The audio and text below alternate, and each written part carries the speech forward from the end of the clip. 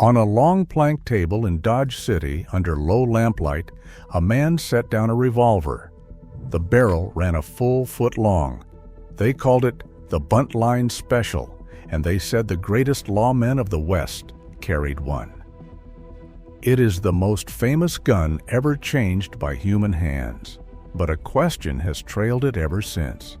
Was a longer barrel ever what made a man deadly? Or did the real killer come from somewhere no one ever put on a poster? Now, before we dive in, tap that subscribe button. You will not want to miss where this leads. We are not going to the movies for this. We are going to the men who were there. The gunsmith logs, the court records, the newspapers printed the next morning, and the guns themselves, still resting behind museum glass. A working Colt cost about $17 when it was new. Today, an honest one from those years brings tens of thousands at auction. The men who carried them rarely lived to see that price. So let us start at the bottom with the small, quiet changes a man made to the steel on his hip. And let us climb all the way up to the legend that started it all. Number 12. A man takes a file to a brand new gun. It seems a strange thing to do, but out on the trail, a front sight could catch on the lip of a holster at the worst second of a man's life. So the working gunman filed it down smooth. He rounded off the hammer too, so nothing would snag on the draw. The change cost nothing. It left almost no mark. And it is the first thing the movies got wrong. The clean duel at high noon, two men facing off in an empty street, mostly never happened. Real killing was close, sudden, and ugly. A filed sight was not built for a showdown. It was built for the half second when a frightened man needed his gun free. Remember that. The deadliest changes were rarely the grand ones. Number 11. Look closely at the grip of a Frontier revolver, and you will often find it has been changed. Trimmed down, rounded off. Some were reshaped into a curve they called the bird's head, after the shape it left in the hand. A man did this for two plain reasons: comfort and concealment. A smaller grip rode quieter under a coat. It printed less against a gambler's vest. Colt sold guns shaped this way from the factory, but plenty of men did it themselves, with a knife and a file by firelight. It is a small and human thing. The gun fitted to one hand, the way a saddle wears to one rider. No legend was ever built on a grip. But it tells you something true. These men lived with their guns the way you live with your own two hands. Number 10. Some changes made a gun faster, and some made it lethal to the man who owned it. The hair trigger was both. A gunsmith would file the inner workings down until the gun fired at the lightest touch. A breath of pressure, and it went off. In a fight, that speed could save a life, but a hair trigger had no patience and no mercy. More than one man shot himself drawing from the saddle. More than one shot a friend across a card table by accident, the gun going off before he meant it. The blood was just as real. The man was just as dead. They buried him with the same shovel they used for the ones who died in famous fights. The Frontier did not care whether a death was glorious. It only cared that it was final. Number 9. Now we come to the gun built to disappear. They called it the belly gun because it did its work up close, at the belly, where no one could miss. A man would saw the barrel down short. He would strip off the rod beneath it that pushed the empty shells free. What was left was small, blunt, and easy to hide. Colt made its own short version and sold it to shopkeepers and lawmen. They named it the storekeeper's model, but 1,000 men made their own with a hacksaw. This was no dueling weapon. It was the gun a bartender kept under the counter. It was the gun a gambler carried where his coat could hide it. It was made for the moment a quarrel turned in a room too small to run. Hold the question in your mind. We are still climbing. Number 8. Here is the change that mattered more than any other, and almost no one remembers it. For decades, a revolver was loaded the slow way. Loose powder, a ball, a little cap, packed in by hand, one chamber at a time. Then 2 men at the Colt factory changed the world. Their names were Charles Richards and William Mason. Around 1871, they found a way to rebuild those old guns to load a metal cartridge from the back. Suddenly, a man could reload in seconds, not minutes. Nearly every gun that followed grew from what they did at that workbench. It was the most important modification in the history of the West, and it never got a song or a movie or a poster. Keep this close. The thing that mattered most was almost never the thing that got famous. Number 7. Some men did not modify a big gun. They hit a small one. The hideout pistol was tiny, often no longer than a hand. It fired once, maybe twice, and that was all a man needed if he stood close enough. Henry Derringer built the most famous of them in Philadelphia, and one of his little pistols changed history forever. On the night of April 14, 1865, John Wilkes Booth carried one into Ford's Theater. A single shot from a gun that fit in a pocket killed a president. Out west, the gambler's version rode up a sleeve or inside a vest. A man with empty hands was never truly unarmed. When the cards went wrong and the table went quiet, that little gun was the last word. Nobody saw it coming. By the time they did, it was already too late. Number 6. This is the one I need you to remember. A man would take a double-barreled shotgun and saw it down short. Both barrels cut back to a brutal yard of steel. Up close, it did not aim. It erased. The express companies armed their stagecoach guards with it. The man who rode beside the driver carried one across his knees. They called it riding shotgun. We still say it today, and most people have forgotten why. On the morning of October 26, 1881, in Tombstone, Arizona, Virgil Earp handed one of these guns to Doc Holliday. Minutes later, on a narrow lot beside the OK Corral, Holliday turned it on Tom McClory and killed him where he stood. The most famous gunfight in the West lasted about 30 seconds.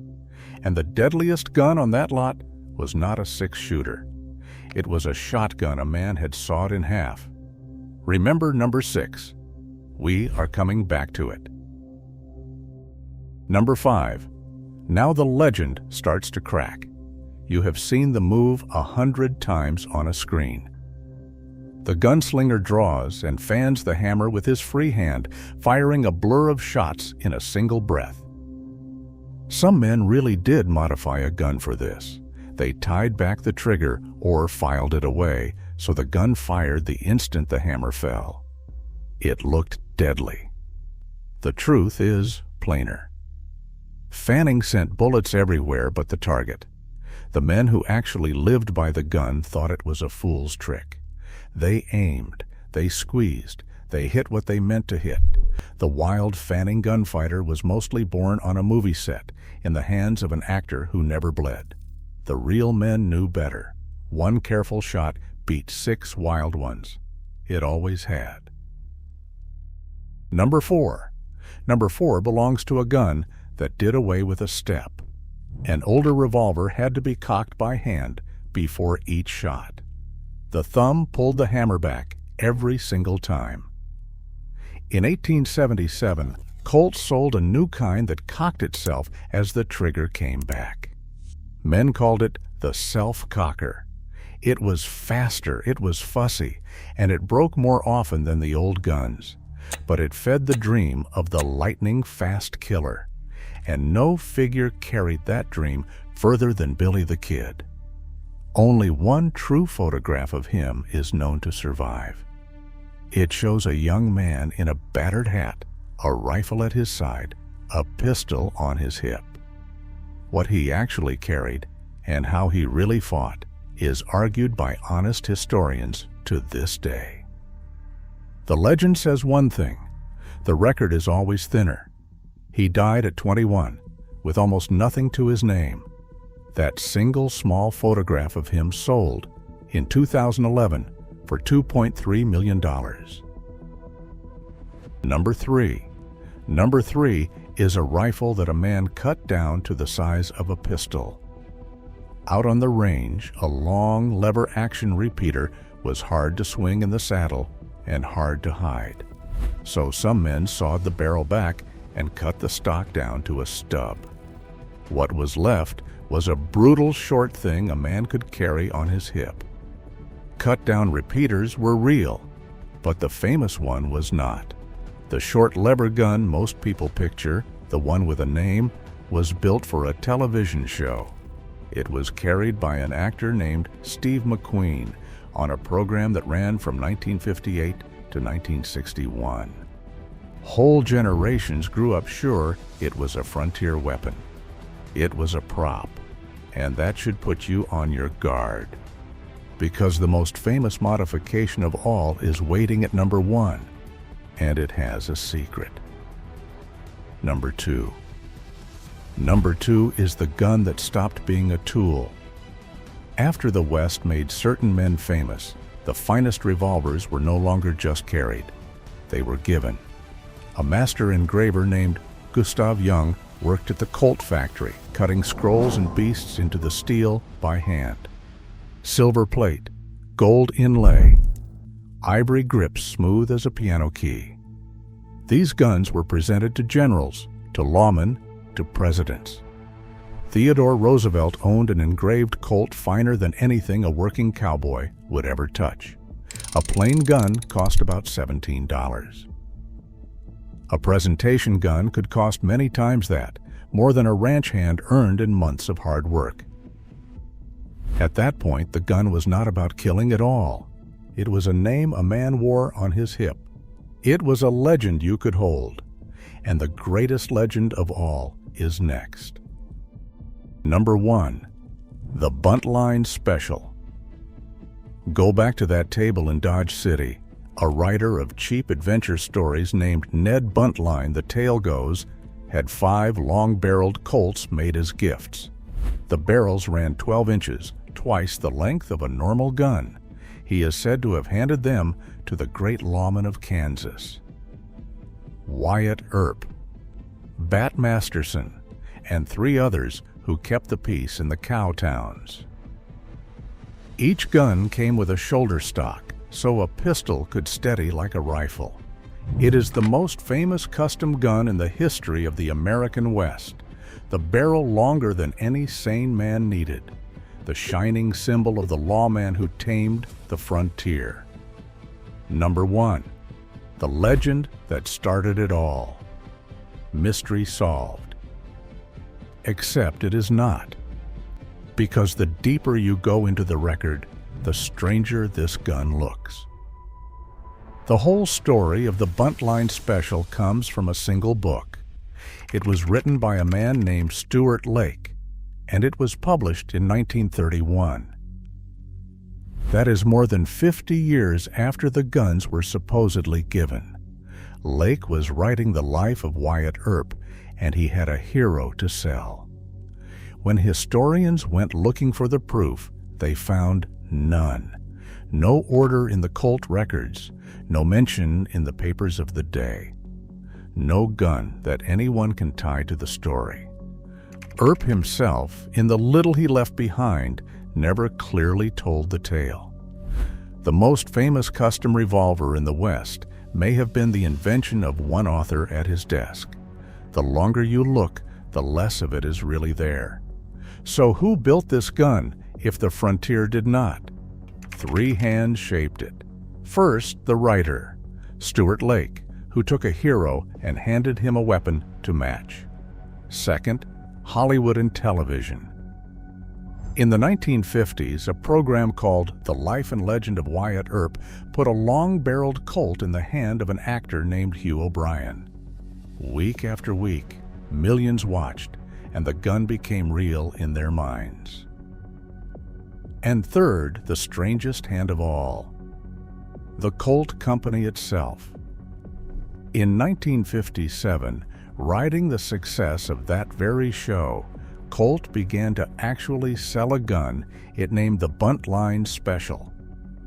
The legend did not come from the gun came from the legend. They sold the public a piece of history that history never made. So here is my answer to the question I asked you at the start. The deadliest modification a frontierman ever made was not number 1, it was number 6. It was the sawed-off shotgun. Cheap, ugly, and final. The Buntline earned its fame in a book written by a man who was never there. The sawed-off gun did the real and bloody work for 50 years, in stagecoach boots and dark doorways, in the hands of tired and frightened men who never earned a name. Today, most of us will live a whole life and never fire a shot in fear. Back then, what a man did to the steel on his hip decided whether he walked home or was carried there. We remembered the long, shining barrel. We forgot the short, ugly one. We remembered the lawman in the clean white hat. We forgot the guard bleeding in the dust of a stagecoach road, the man whose gun did the killing and whose name no one ever wrote down. And somewhere out there, underground that was never marked, he is still waiting for someone to remember him.